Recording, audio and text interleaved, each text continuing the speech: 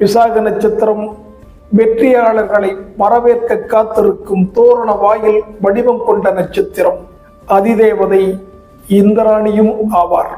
விலங்குகளில் பெண் புலி, கணங்களில் ராட்சச கணமாகும். மரங்களில் விலாமரமும், பறவைகளில் செங்குருவி.